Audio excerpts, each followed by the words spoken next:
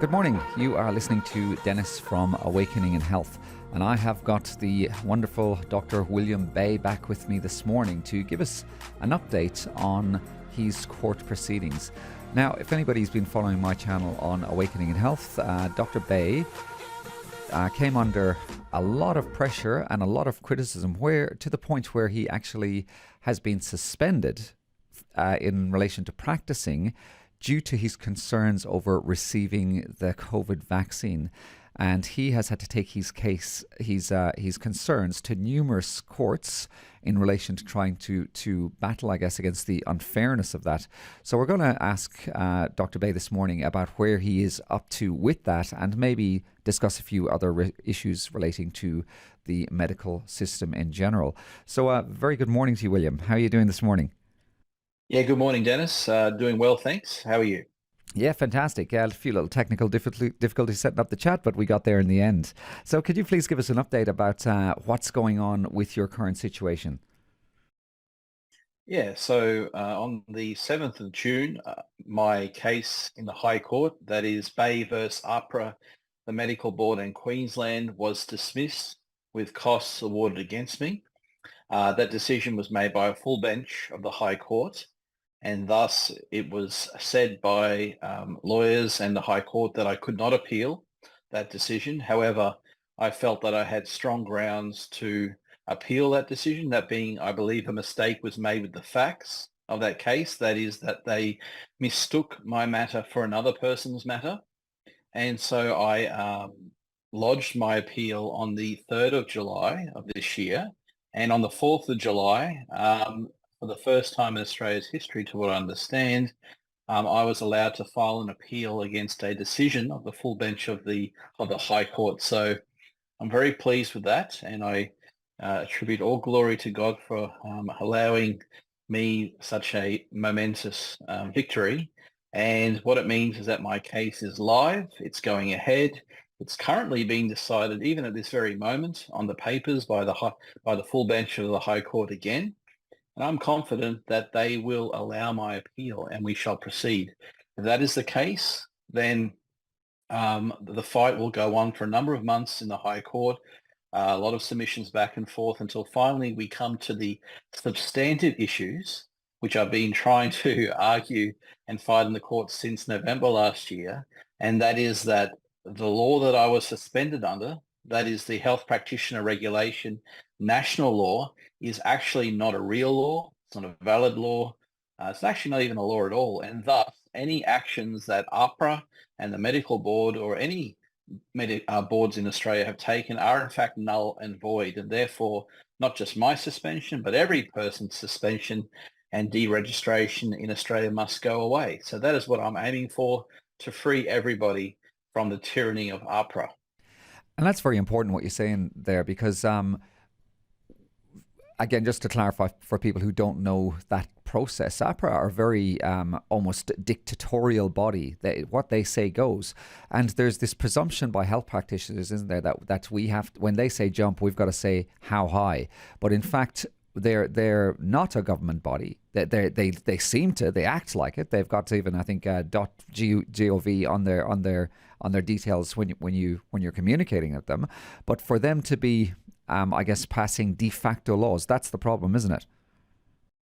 Absolutely, it's a problem. That's right. I don't know why APHRA thinks they have greater authority than any other legal institution or government institution in Australia, but that is certainly how they have acted and continue to act. They have broken so many laws, and they truly do think they are the law. In fact, when other government departments or even the police get people into trouble, they quote a law upon which you are charged under or sanctioned under.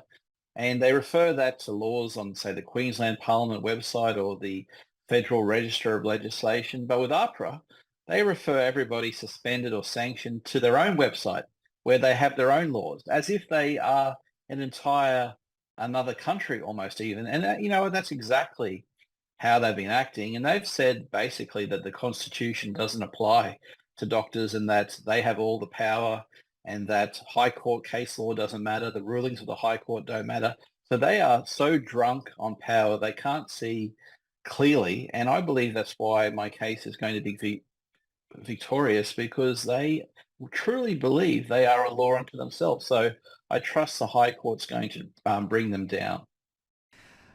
And it really ties in as well to this concept of registration, doesn't it? Because, everybody just assumes that we have to register, register, register. And once you do, you're almost selling your soul, especially if there's no competition. It's just that one body and everybody's under it. So because they got a monopoly, most people just presume that they have to toe the line and kowtow to these ridiculous demands. And I did a show last week. I was reviewing John Campbell's work on he went through. Did you see that one where he went through the study that came out of Sweden, I think it was, on myocarditis injuries? You made a stand because you were worried about concerns about this injection, and now we are seeing a cascade of evidence that you, in retrospect, made absolutely the right decision in saying, hang on a second, I want to wait for this. Where is the morality about all this? You were right in relation to your decision in hindsight, and it wasn't very many people who had, I guess, the balls to stand up and to make a stand against this. Essentially, you were leading the field with making sure that some other people around you as well had the courage to stand up. What do you think about all that? Well, I think that it's really good that all this information is coming out now, and more people are waking up to the fact that they have been lied to by their doctors, by their nurses, and by their health regulators, APHRA and the government. However, even though I'm right, it doesn't change anything for me personally, because when I was first suspended by APHRA, I presented 45 pages of medical and scientific evidence to show that indeed I was right. And I had 1,000 references with those documents I submitted to APHRA, but they didn't care not one little bit. They suspended me not because I was wrong about the vaccines, but because I was right.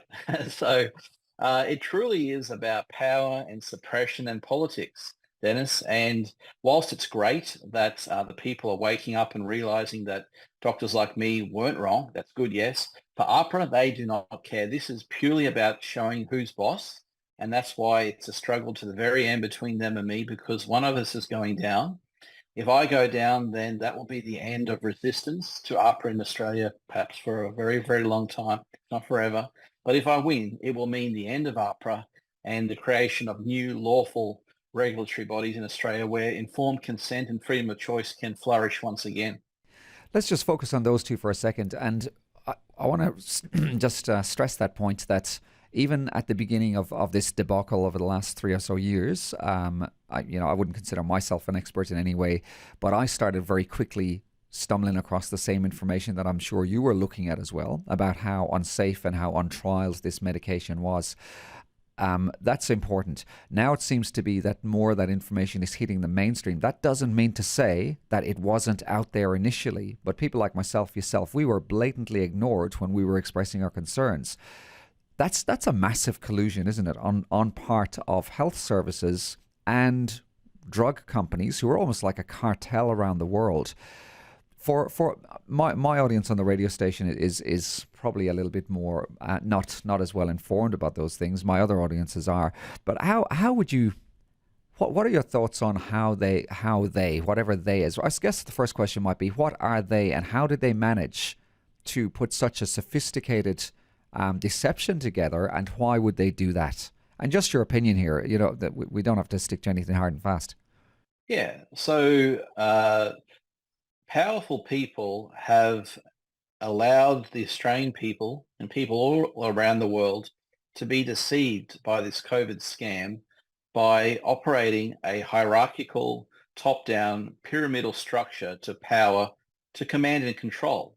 You can look at it as a war on the minds of the average Australian. And so to win this war, this psychological operation, they had to make sure that the narrative was the same, that the message was going out to all Australians the same. That is, that the vaccines were safe and effective, even though they weren't, never will be, and in fact were quite to the opposite of that. They had negative efficacy.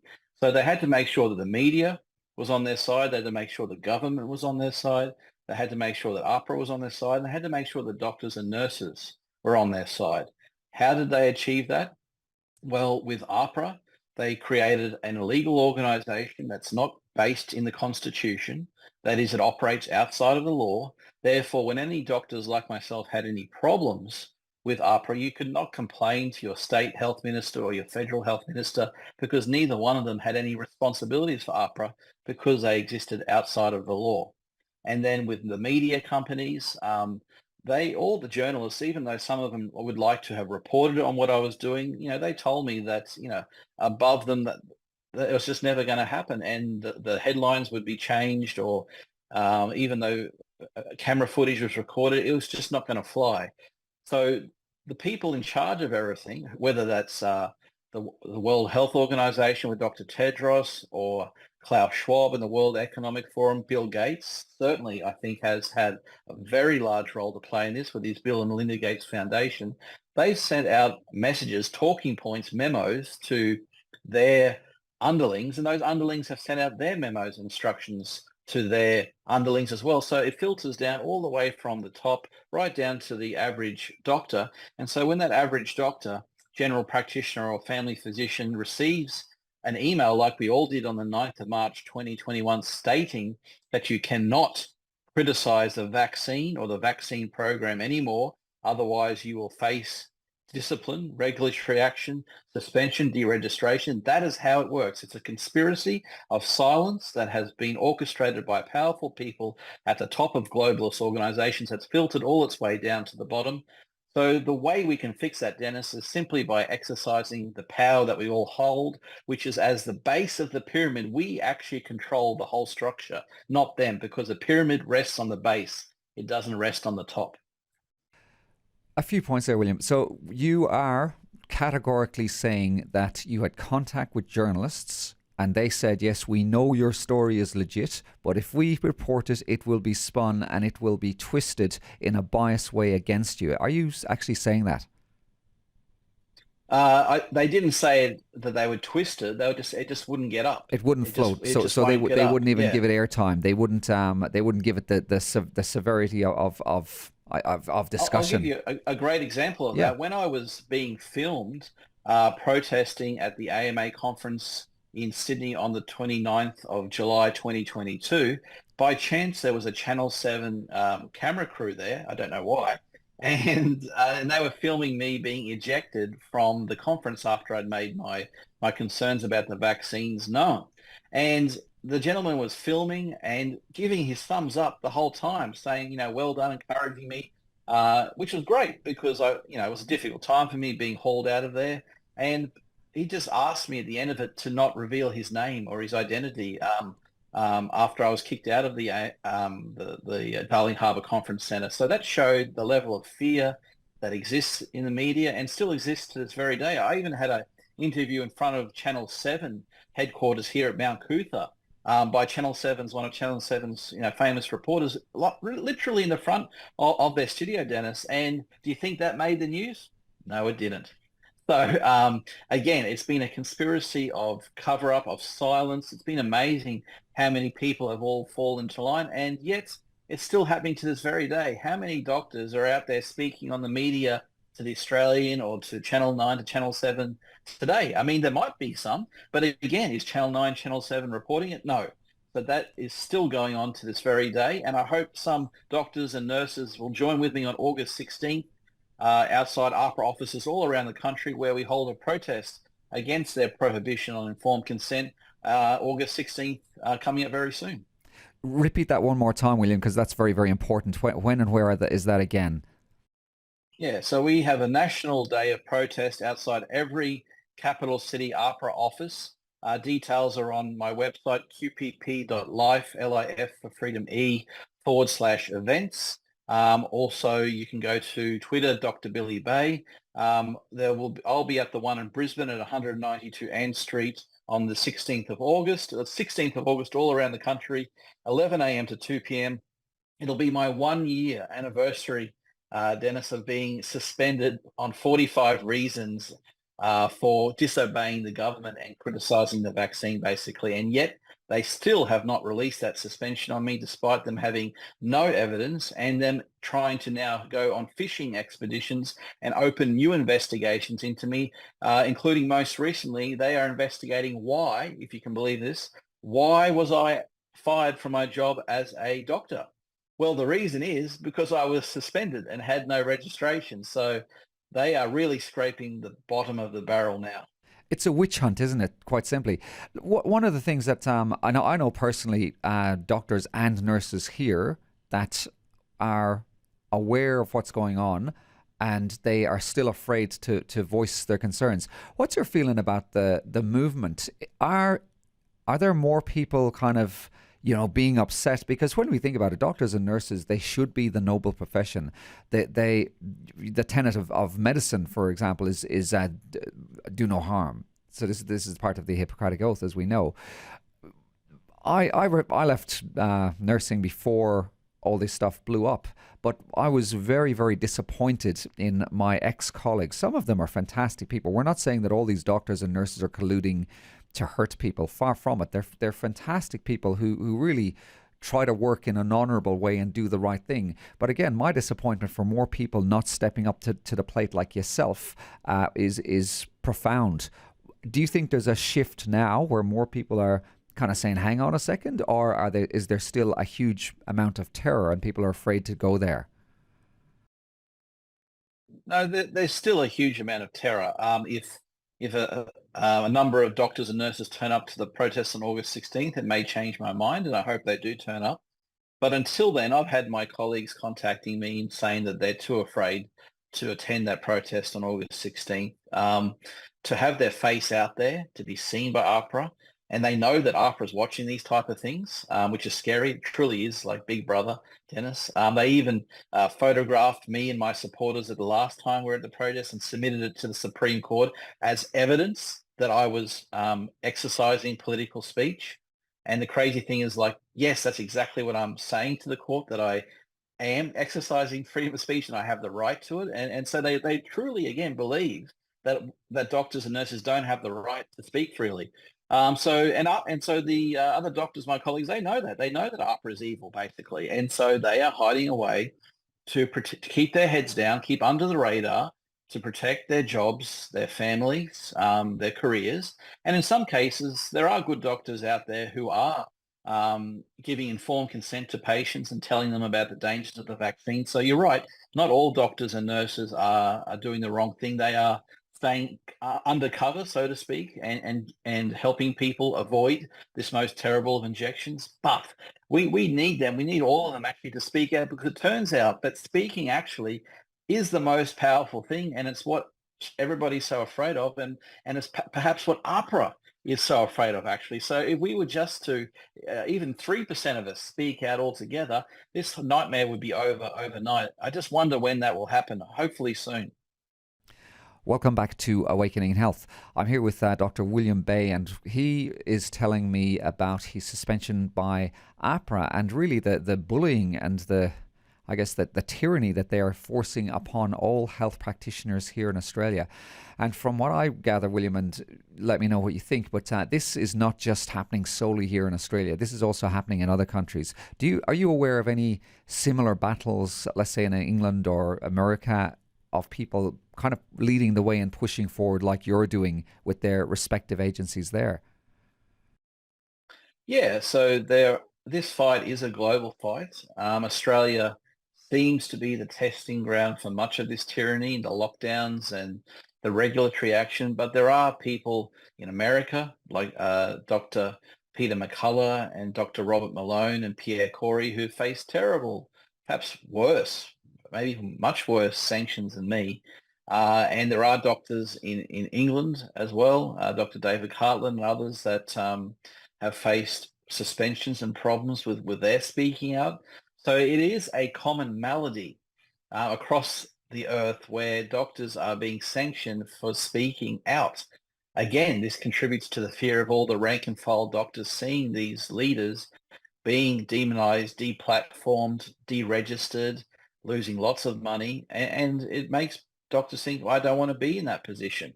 So it is understandable to a degree why the doctors are choosing to save themselves. However, if you are going to go into such a noble and trusted profession, you sort of have to step up and go beyond the average level of competence that an average worker would be expected to deliver. That is entirely the reason we had trust in doctors in the first place, because we believed they were doing things nobly for a greater cause than just money or their own interests. So by them not standing up, yes, it will cost you something, doctors, but without that, you sort of lose all authority as a doctor as well. So you can't have your cake and eat it too. You're going to have to either stand up and show your noble qualities, or you're going to go down like all the rest and be sanctioned, sued, or face criminal prosecution in the not too distant future. That, I think, is what is coming to medical professionals in Australia and around the world, is accountability. Um, it's going to hurt. It's not going to be pretty. But you know what? The vaccines weren't pretty and hurt a lot of people as well. So I think inevitably the Australian people will demand justice, Dennis. I'm just glad I'm not one of those doctors that are going to be prosecuted. Absolutely. And could the majority of again, people who are not as well versed in this, I mean, this is our livelihood, health. We looked quite deeply into it. Could they consider that these doctors who are standing up, as some of the names you mentioned there, I'm very familiar with, could they consider that those doctors are, sideline kind of doctors who maybe are a little bit suspicious or have kind of conspiracy leanings, or what sort of credibility do some of the names in England and America have? Yeah, yeah. Strangely enough, not only do these doctors have um, no problems with their credibility, they're like the best or most credible doctors ever. Uh, Dr. Robert Malone was the inventor of the mRNA, the very ingredient in the vaccine that's caused so much trouble. So he had the patents, the original work on it. So he has extreme credibility. And Dr. Peter McCullough, he's one of the most published doctors in the world. And in certain fields, he is the most published doctors in the world. And in the medical world, your level of publishment means your level of credibility. So it's just amazing that we truly have a leader in the medical field, Dr. Peter McCullough, leading from the front, having so much credibility, so much expertise, so much respect, and yet he is still being tried to be suspended, even to today, for what he's been doing to try and help people. So it is outrageous what the medical regulatory authorities are trying to do, which is to make money for Pfizer and Moderna, and it seems to kill people. I can't put it in any other way. It really is a evil agenda. We will win in the end, Dennis. We just have to stand up, and it's going to take some time for people to do that. And that's why I'm so pleased to see all this information coming out, because it's increasing pressure on the medical regulatory authorities every day, on the doctors, and eventually we will get this turned around and there will be accountability in place. How come nobody's heard of these names that you're mentioning then? And we hear about Dr. Fauci and, I don't know, Sutton and some of these very, I guess, genuine looking, handsome, fellows on television who are insisting that the world nearly fell apart in the last 3 years, and the only reason it didn't was because of their diligence and their I guess nobility for looking out for us and protecting us. There seems to be a massive gap with that narrative and what you're expressing, and certainly I must admit what I'm expressing as well. But I think I always want to take that slightly devil's advocate position, because I don't want to be in a funnel with people I'm talking to. So how come there's such a big schism there between what the normal person, I guess, is seeing being delivered and what we're talking about? Yeah, it's a great question, and we should always not live in a funnel, and we should always probe the boundaries of our intellectual understanding. That's how we succeed, is openness and transparency with freedom and truth. And so the answer to that question is that a lot of people haven't heard about Dr. Peter McCullough or Dr. Robert Malone or even Dr. William Bay because the media is complicit in this crime of the century as well. That is the mainstream media. So the Channel 9s, the Channel 7, CNN, etc., to a lesser degree Fox.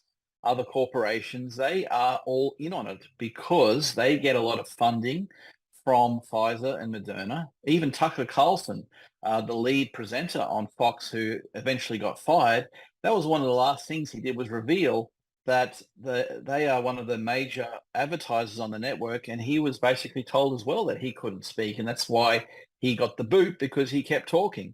So that's why your program, Rise Up Health, and all the alternative media like Rebel News and Graham Hood and Freedom Has a Voice and Cafe Lockdown, etc., is so vital to our democracy because in a democracy, you're supposed to have four pillars: the judiciary, the executive, the legislature, and the media. So that's how we've fallen down because the legislature and the executive, they were totally off the planet enforcing these forced vaccines that were killing people. And the judiciary, unfortunately, hasn't given us many good rulings yet. So we needed at least one of those four pillars. And that media, well, it was the mainstream media was missing in action and complicit in the crime as well. So that's why I think the reason that we've still got a foot in the door, even a little bit of fight in this game, is because of people like you, Dennis, who have been fighting the very good fight in the alternative media and literally keeping democracy alive.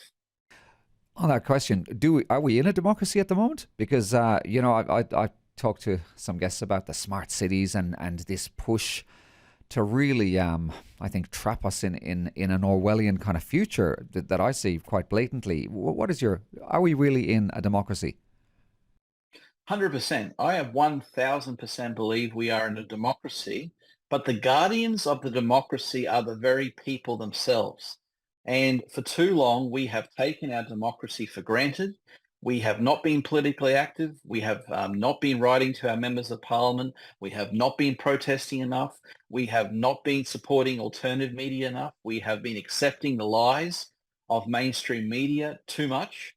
And so if we want to make sure we have a healthy democracy, just like any relationship, you've got to work on it. You've got to give it some love. And so that's what we're all learning now, that, hey, we've actually got to do something as citizens to keep our democracy. So all the pillars are there. We've got the four pillars there. We've got the Constitution as well, the Commonwealth Constitution of Australia underpinning all this. Yes, we can win and we will have a functioning and healthy democracy again. We've just all got to stand up and let our voice be heard. We've got to sue in the courts. We've got to let our parliamentarians know what we think, and we've got to elect good people to Parliament as well, Dennis. If we do all those things, we'll find our democracy will be healthier than ever before. Welcome back to Awakening in Health, and I'm talking to Dr. William Bay about how he was suspended by APHRA for speaking out against the harms of the COVID vaccination. And we just left it off before there about William's optimism, I think, with the political system in Australia in relation to the potential that we actually have to re-establish a fairer democracy. I personally don't quite share that optimism because I just see that the people are getting overridden on all sorts of basic things like not being able to pay for cash or having cameras in every corner, which we know crime is kind of increasing. So what gives you so much optimism, William, in relation to the fact that there's a bit of a fight? I think there's a battle on the ground there, and I don't think it's going too well for us. I think we're really up against it. Yeah, no, my optimism is grounded in the fact that a person such as myself, that is not a lawyer, not a barrister, with no money at all, has scored a historic precedent in the High Court. I've had the first time ever an appeal allowed against a decision of the full bench of the High Court. And so for the High Court to allow me to do that, to allow me in, shows that there is a good level of objectiveness, of honesty, of transparency, and of justice in the High Court. And I think that's very encouraging for Australia because remember, instruction and leadership comes from the top down. So if the High Court is leading with truth and honesty, then I think that's a great place to start. The other reason for my honesty is that I recognize that myself, I have not been as politically active as I should have been over the last 10, 20 years. I saw many of these problems coming. I knew what was going on. Did I write letters to my member of parliament? No. Did I go out and protest very often? No. So I see that if somebody as aware as myself wasn't doing much, then it makes sense to me that we would not have many people doing similar, and we would not be holding our politicians to account. But now that we see all the consequences of leaving our democracy in the hands of corrupt, lying, evil people, people are waking up and realizing that we cannot let them stay in charge any longer. We must take control of our destiny. And I see thousands of people who are now actively involved in intellectual debate, whether online, on social media, or at protests, or letter writing campaigns, and even the no campaign to vote in this referendum coming up in October. I see it winning. I see more and more support for it. See people in the papers and on the streets understanding that it is another scam to take away power and sovereignty from all persons in Australia, black and white. And so, yeah, I have great optimism because the people around me are literally waking up and more importantly, getting active more and more every single day, Dennis. So very quickly, and again, as far as I'm concerned, my show, everything is on the table. So I don't believe in, well, let's not talk about this, or we only need an expert here, or whatever. I'm as interested in your opinion about, politics or anything else as anybody else's. So why would you say the voice is not a good idea? And I've got fairly strong opinions about that myself. I think we might be aligned here. Yeah, I think that the voice is a terrible idea. It's the worst thing facing Australia in its entire history, because as soon as an amendment to the Constitution goes ahead, if it does, regarding this voice, with such a broad amendment, allowing an unrepresented, unelected body to make representations, that is advice, to not just the Parliament, but to the executive, that means that Parliament and the executive, that is the government of Australia, will be controlled, in effect, by this unelected body. Now, people may say, no, William, it's just representations, it's just advice. That doesn't mean anything. Oh, yeah? Well, who runs this country ultimately? The answer is the Governor-General of Australia. The Governor-General, as per the Constitution, is the head of state in this country. Now, does he run the country? No, not really. He gets, what is it? Advice. He gets advice from the Federal Executive Council, which basically consists of the Prime Minister and Cabinet. So the people giving the advice have the power. And now we are proposing another body to give advice to those people. So they will have the power. And you can just tell that if their advice is not followed, they will complain and whinge that the Prime Minister is being racist. And with a supportive and colluding media, who is going to go against this all-powerful unelected body? And once the power is seen in this unelected body, you can be sure that even if it starts off with good intentions, it will soon be infiltrated by corrupt, evil people and globalist organizations. How can you be sure of that? Because let's say we run with the idea that that the black voice, the indigenous voice is underrepresented, or there's not those I guess things in place for that voice to happen. The counter argument would be that that really all that's happening here is the indigenous people quite rightly are getting more say. You're painting a very different picture. Why would you paint that picture? I'm painting that picture because the government has done everybody, including Aboriginals, the disservice and the deception of not defining the roles and powers of this voice adequately. As Anthony Albanese has said, they will do the legislation pertaining to its composition and powers and makeup and authority later on, after it's brought in. That is such an insult to the intelligence of Aborigines and non-Aborigines that it needs to be rejected at the outset. If he cannot explain, and if the Yes campaign cannot explain to the Aboriginal and non-Aboriginal people of Australia what exactly this means for the country and for the Constitution, then it's not my fault or anybody else's fault for doubting the benefits of this amendment. In fact, from an abundance of caution, we should clearly reject this referendum proposal to make sure that our democracy isn't lost. If Anthony Albanese does the right thing and proposes a clearer framework, then I'd be happy to look at it again. But until then, on principle, it must be rejected. So I think you're suggesting that they've got this uh, hugely potentially powerful change in legislation where nefarious characters can basically come in and essentially do what they want under that legislation. And at the moment, it sounds like it's set out as, oh, let's pass this, but we're not really too sure what we're going to do with it just yet. But it's almost like handing the keys to the kingdom to a voice, pun probably intended, that we have no idea where it's coming from or what its underlying motives would be. Would that be a way of putting that? Yeah, absolutely. It will be handing over the keys to the kingdom because once we undermine Australia's democracy and constitution by dividing powers via race, which is a complete reversal of the 1967 successful referendum, which allowed unification of powers. So all powers in Australia were not divided by race, one law for all. If we step away from this principle of we are all equal under law, there is going to be a huge amount of legal and social and emotional division in this country. And I've already seen arguments online and fights, even physical alterations between people of Aboriginal and non-Aboriginal descent over land and land rights. That's only going to get worse if we entrench racism into this country. That's what this referendum is about entrenching racism.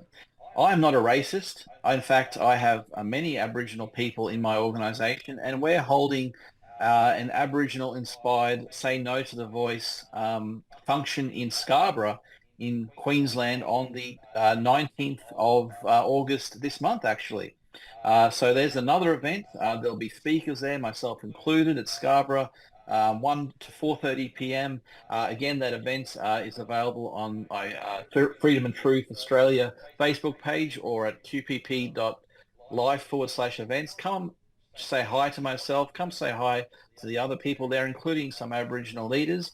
And we all get to hear why it's so important that we remain non-racist in this country.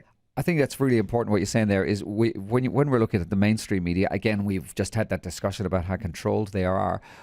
We have this perception that almost all Indigenous people or Black people are supporting this, but that couldn't. There's nothing further from the truth. It's a very divided Indigenous population, even, and I'm hearing very intelligent Indigenous people who are adamant that, along the same lines as yourself, that this is an appalling potential for the worst kind of situation in our future. And I tend to labor on that point. It does seem to be in this world where we're meant to be tolerant and get along with each other and throw racism to the side. It seems to be this voice is doing exactly the opposite to that. It is. It absolutely is. It's breaking my heart, and I don't want it to break the Constitution in two. And that's why I'm doing everything possible to prevent a successful change to the Constitution. I'm volunteering at my local Fair Australia booths and pre-polling booths, and I encourage all listeners who do want to keep this country unified, safe, and a democracy by volunteering under the leadership of Jacinta Price, an Aboriginal woman who is leading the No campaign. Please volunteer. Please be a scrutineer as well if you're worried about them dodging the vote, making it an illegal count. If you're worried about that, volunteer to be a scrutineer, and together we will make sure that democracy remains in this country together. And again, it's very well worth mentioning. We've got international, we got precedent, we got global precedent. And again, I don't know if you saw that clip from, it's only a few days old, of a massive stadium in South Africa where there's kind of chaos at the moment. And you have these stadiums full of very militant, racist Black people shouting, kill the white man, take their farms, rape their women, kill them all. And I mean, this stadium looks like it would have had a minimum of 20, 30, 40,000 people in it. It was just quite incredible, really. Did you come across that one at all? Yes, I did see that. And the white farmers or Boers of South Africa have suffered greatly in South Africa, and that is not because of racism, although that plays a part of it. It's because the rule of law has broken down in South Africa, where these norms regarding it's not okay to kill, it's not okay to steal, it's not okay to take people's lands, have been promoted as legitimate. And it's very dangerous once a society, black or white, starts believing that it's okay to take somebody else's land and their possessions and their lives even. So that is something that's happened here in Australia, as we know, in 1788. And I don't think that doing it again to non-Aboriginals now is the right thing to do. I believe that two wrongs don't make a right. The way we reconcile is not to take my land or my neighbour's land. I haven't done anything wrong. My neighbour hasn't done anything wrong. We must heal, and the way to heal is certainly not to steal my land. Welcome back to Awakening in Health. You are speaking with Dennis, well, you're listening to Dennis O'Connor, and I am speaking with Dr. William Bay. And we've covered a fair few topics today, and all of them are very, very important. We've discussed how dangerous it is to have one governing body telling all medical practitioners what to do. And William's really leading the way in taking that idea to task in the high courts, and he's having success there. We've talked about the dangers of medical companies releasing really poisons into the population that are harmful, and how this information is getting suppressed and the dangers behind that. We've also taken a tangent to talk about democracy, because really the battle that William's facing is very much related to democracy and free speech. And we've just left before the break with covering the voice and the dangers that lie behind that for, I guess, unelected bodies to really have the keys to the kingdom and decide what happens. And I think William quite rightly pointed out, if that is a malicious corporation behind the scenes, then we are in a lot of big trouble. I'll take us back quickly, William, to the comments you made before. And I'm always intrigued at opening this up, because people like yourself, myself, could very easily be tarred with this brush of the conspiracy theorist or the far right. And one of the names you mentioned before was the Bill and Melinda Gates Foundation. And that's very, very quickly gone towards once that's mentioned, it's almost, they're talking about Bill Gates wanting to take over the world. It's got that advertising of being that's a conspiracy. And the reason I wanted to brush on that is because when we're talking about the voice, we to my mind have corporations who are pulling a lot of strings. These corporations are international. They're not in Australia. They're things like the World Economic Forum. They're pulling the strings of things related to our freedoms in this country. What would you say in relation to the importance of knowing about these characters, these organizations behind the scenes? I don't find it that important. I think that it's always to be expected that corporations will have an interest in political decisions, and often these corporations will back both sides so that they remain and retain favour with whoever wins these important elections and these races. So I would again encourage people just to focus on what they can control, which is, email writing, talking with their friends, and importantly, volunteering to the campaign, to the No campaign. So if you act within your own circle of power, then you don't need to worry about any corporate power interfering and winning. I think that there are millions of Australians, and we outnumber the globalists and the corporations substantially. And if we just exercise our God-given power, we will win. How do we get people to actually stand up? Like you said before, you were aware of this stuff. You didn't do a lot. I probably could have done much more in the past before some of the things happened in Australia that I saw happening. How do we get people to take more notice, to be more interested? Because really that kind of laconic, great Australian attitude in one respect has been almost a little bit of the downfall of the Australian population.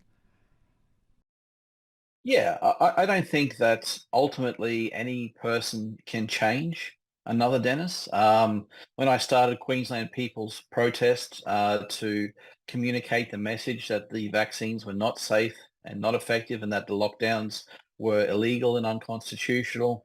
I made a decision that I would never try to force or even push anybody to joining me in the protests. I really didn't care. As long as I was out there protesting, that's all that mattered to me. And I think by setting an example, others get attracted to what you're doing.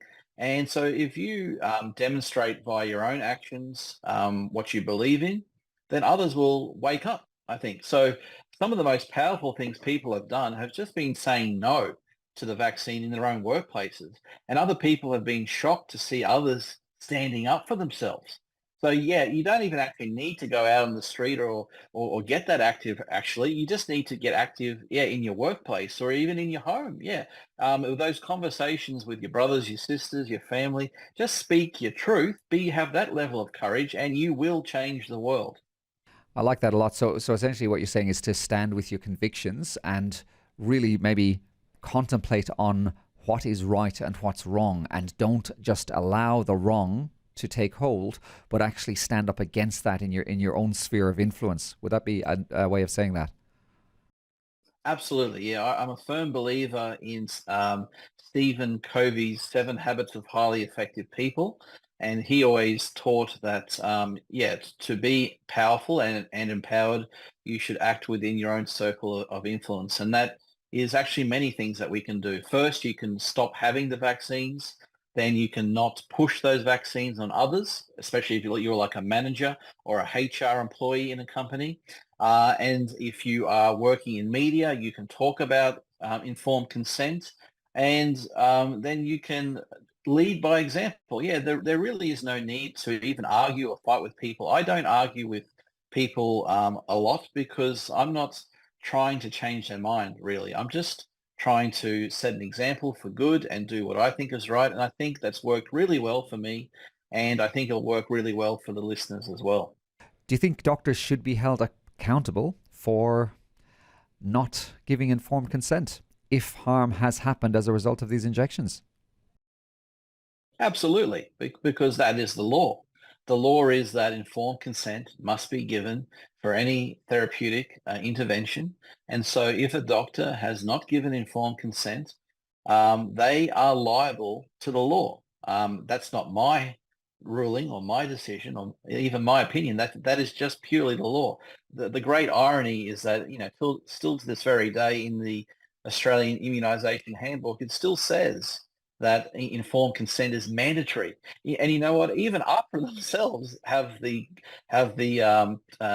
temerity and audacity to tell us when we write letters to them that informed consent is mandatory, and yet they still have this position statement going to this very day stating that you're not allowed to criticize the vaccine. So they can't have it both ways. Doctors can't have it both ways either. They will be liable. It's just a matter of time. And that's why I encourage all doctors and other health professionals listening to this program today to do the right thing, if not for your patients, but for your own back pocket as well, because inevitably, I believe consequences will arise. Okay, and then just again, absolutely your opinion, not medical advice. Would you have in your thinking that if people were to have experienced some event after having these injections, they should possibly have that consideration that it could very well be related to this injection they've had? Absolutely, yeah. If people have experienced consequences to their health after having one of these vaccines, then they should take charge of their health and investigate that with their trusted health professional and seek some legal advice on how they can get compensation for that matter. I think the more people, average Australians who seek compensation and accountability like that, is the way that we're going to win. And we do have class actions going now. We have a class action with more than 300 people led by the Dr. Melissa McCann from Central North Queensland. And this is a great example of how democracy works. So she and all those applicants are suing the TGA and others in the Federal Court of Australia, and I hope they win. And even if they don't win, Dennis, you know what? It puts the TGA and the government and the doctors on notice that these type of things are coming. And I think there'll be more of these lawsuits, not less. So wisen up, everybody. Do the right thing. What about when the doctor is adamant and then a second doctor is also adamant, no, we can't relate this myocarditis back to this injection, even though people like you and me were fully aware that this is a almost a direct result of it. Well, how does the normal person without our I guess standing in that area where we feel comfortable and confident to say that, how do they approach a doctor who just dismisses it? No, that wasn't the case, especially if they're dismissing it because their practice was the practice that gave out this stuff. Dennis, you make an excellent point. That's right. It is very hard. Don't get me wrong. It is very hard to find doctors who are willing to put it on paper. Some doctors will say it verbally, but almost hardly any will put it on paper that a person's injury has been caused by a vaccine. And why is that? It's because APHRA threatens the doctors with suspension, deregistration, and other penalties if they were to do that. So the key to unraveling this entire conspiracy of silence is actually to destroy APHRA's power, which means a victory for myself in the High Court. So if anybody is injured out there and wants to look at suing their doctors, I think that they should support me in helping me win this court case victory, because once I have destroyed APHRA, the doctors will finally be able to speak freely, and you will see them start writing many documents attesting to the vaccine injuries. So truly the key to all this is freedom of speech, and that is why APHRA is prohibiting it. So if people would like to help me in this fight for free speech and informed consent, please go to qpp.life/donate, qpp.life/donate to help me. Fantastic. And you also have a social media presence, William, on Twitter and a few other places. Can you just let people know how to find you there? Sure. People can go to Twitter. My handle is at Dr. Billy Bay. I also have a Freedom and Truth Australia Facebook page and a Telegram page. Just type in Freedom Truth Australia. And Billy Bay is also able to be found on Facebook as well. Fantastic, William. Another cracking conversation. I really enjoy talking to you. You know, it's always you know, you get the old the brain thinking about really important things. I think that are vital for Australians, definitely, and then for people elsewhere to be really taking under their belt. My name is Dennis O'Connor. You can contact me on Dennis, DENNIS, at awakeninginhealth.com. I can also forward any messages to Dr. Bay if people have them. You've been listening to Awakening in Health this morning, and I look forward to bringing you another chat next week. Thank you very much for listening.